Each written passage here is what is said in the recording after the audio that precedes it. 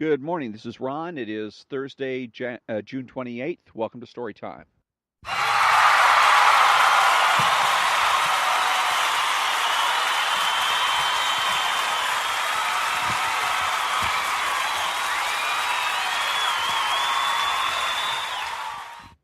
Thank you, thank you, thank you.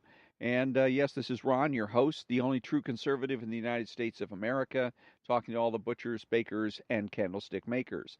The other day, I saw a news clip of Elaine Chou, who is the wife of the Senate Majority Leader, Mitch McConnell. And so she was, I don't know exactly where she was, but she was being there was protesters, four or five protesters that were protesting her husband and what it is that he was doing, and she was defending him. Saying that verbally telling these people where to go and what to do and how to hang their laundry, kind of situation. They were there with their signs and whatnot, and then she got into her SUV and drove away. So. A couple of things that reminded me of. One of them is that it occurred to me that a better way for Elaine Chou to have handled this situation would be, instead of to lecture these people, is simply tell them, because what are they doing? Again, it goes right back to not listening to what they're saying, which is apparently what she was doing. That's why she was trying to provide a rebuttal to whatever it is that they were saying or complaining about. But not listening to what they're saying, but asking yourself, what are they doing? What are they doing? This is a display of power to what end? What else are they doing? They're trying to be leaders and change agents. Okay? They're not. As a matter of fact, as a matter of reality, they're not leaders, they're not change agents. Nobody appointed them, nobody elected them. They're nobodies, just like the rest of us. And to me, that's the best way to handle it. Not to me, that is the best way to handle it. The right answer in a situation like that is to tell these people, sorry, you're not a leader, you're not a change agent, bye, and then jump in your car and leave. That's the way to handle it. The same thing with Maxine Waters. She's a representative. She's not a leader, not a change agent. She wants to pretend she's a leader, but good for her. Nobody can stop her from pretending. But just because she pretends doesn't mean the rest of us have to respond as though it is reality. Also, it also reminded me Elaine Chow's situation where in Europe you have to get the government's permission to do anything. There was a documentary about Venice in um, Italy, and that there were women that needed childcare facilities. There's a shortage of childcare facilities in the city, and so they had to literally get organized, go to the government, get a petition so they could march down the street with all these signs saying we want childcare. Then go to a city council meeting, and which the leaders of this movement told the other women, bring your children, bring your babies, and pinch them when you go into the office, so that they start crying. So when you go into the city council chambers, and so that's what they end up doing. And one of the politicians asked, "Why are all these babies crying?" And of course, one of the women says, "Because they don't have any child care. We don't have any child care. That's why they're crying." Ha ha ha. But anyways, the point is that in the United States of America, it's simpler. You have a problem. The instinct here is to go out and solve it. If people need child care, the way we started with child care facilities is somebody in the neighborhood said, you know what? I don't go work outside the home. I stay here. Bring your kids to me. I'll keep an eye on them. You pay me, and we'll do it that way. And so it starts in a neighborhood, and that's the way it started. Then we eventually got to the point where, of course, you had to have various permits and whatnot and inspections to make sure that your house is not a fire trap, etc., or have some other kinds of hidden or not so hidden dangers in them. But the point is that you didn't have to go to the city council and beg the city council to provide a solution. Okay? The individual provides the solution. Hey, there's a problem here. There's a need here. Let's fill it. So, and those people that say that we're headed towards, it was yesterday Sean Hannity that said the country was headed towards what being Venezuela, I believe, and that's BS. That's BS. There's no way that's going to go Venezuela. The direction it is headed is towards being European, is turning into Sweden or Denmark or Italy or France, probably Italy or France rather than Sweden or Denmark, and into a situation where every time you want to get something done, you're going to have to go to your city council, or you're going to have to go to the county supervisors, or the state or the federal government in order to get it done. And you may end up having to do protests. You might end up having to spend time, money, and energy getting politically organized to be able to get what you want. And you might find yourself that you think something as simple as childcare and it should be a no-brainer, but there might be unions and whatnot that are opposed to it, that might spring up in opposition to your great idea. And that's not the kind of direction I want to see this country go, and I don't think it's the direction anyone else wants to see it go either, even the socialists.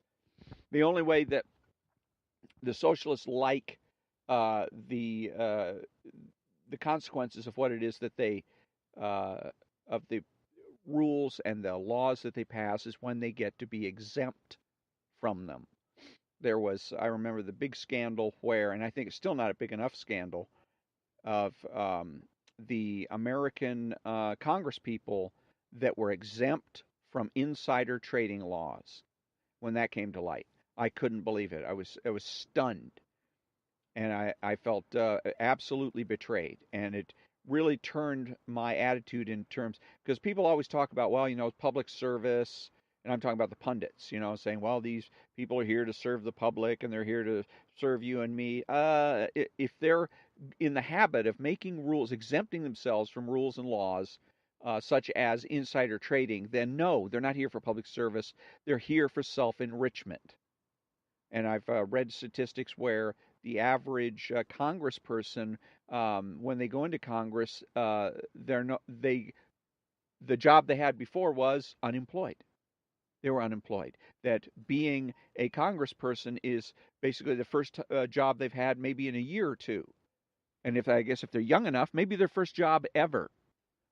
So, because there's always talk from the politicians, well, I don't need the money in this job. I could make more money on the outside, and yes, but they can't make the same money on the outside that they can make as a congressperson, especially if they're exempting themselves from laws such as insider trading. So it was Robert Novak, who was a reporter, conservative reporter, and he once said about 20 years ago that Republicans hadn't gone to Washington to serve their constituents, to be conservative and to promote conservative ideas, that the only reason that the Republicans were going to office and seeking to stay in office was because they wanted to get rich.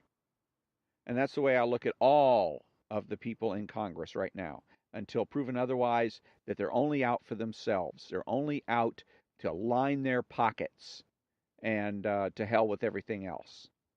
So, anyways, let's see. When I come back, it's going to be time for a little bit of Rush Limbaugh.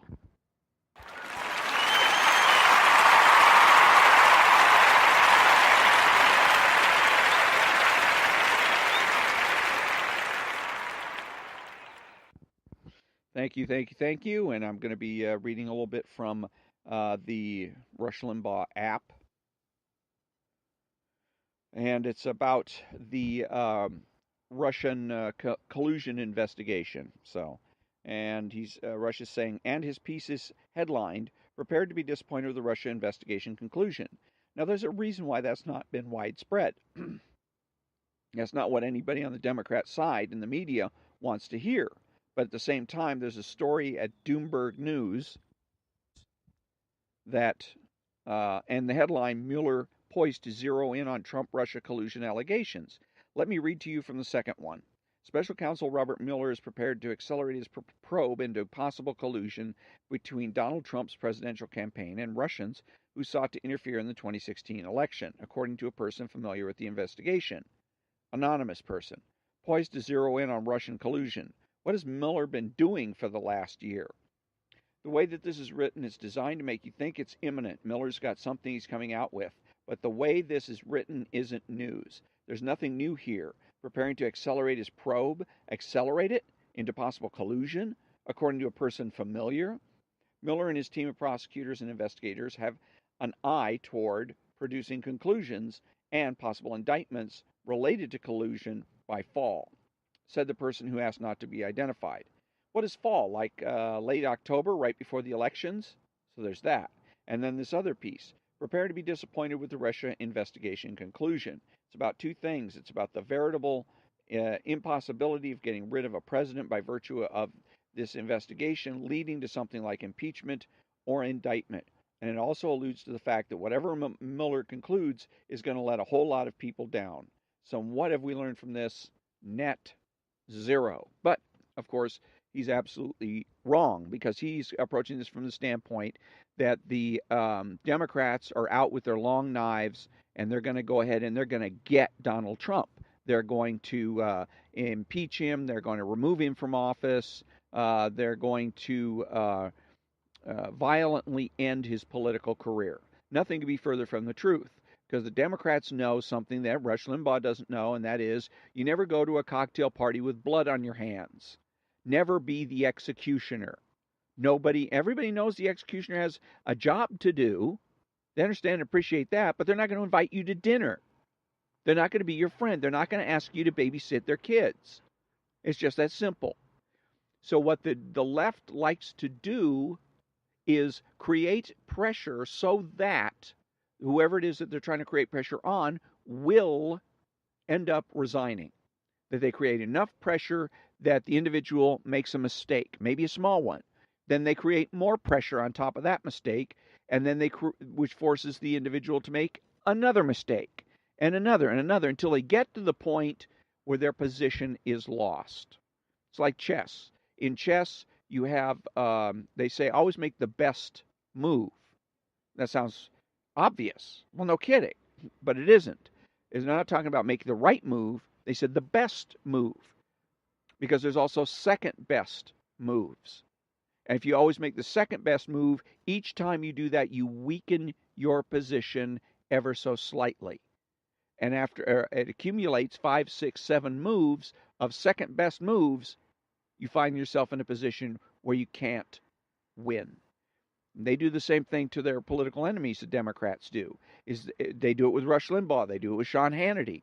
They're not interested in actually physically forcing these people from power, because, again, they cannot go to their cocktail parties with blood on their hands.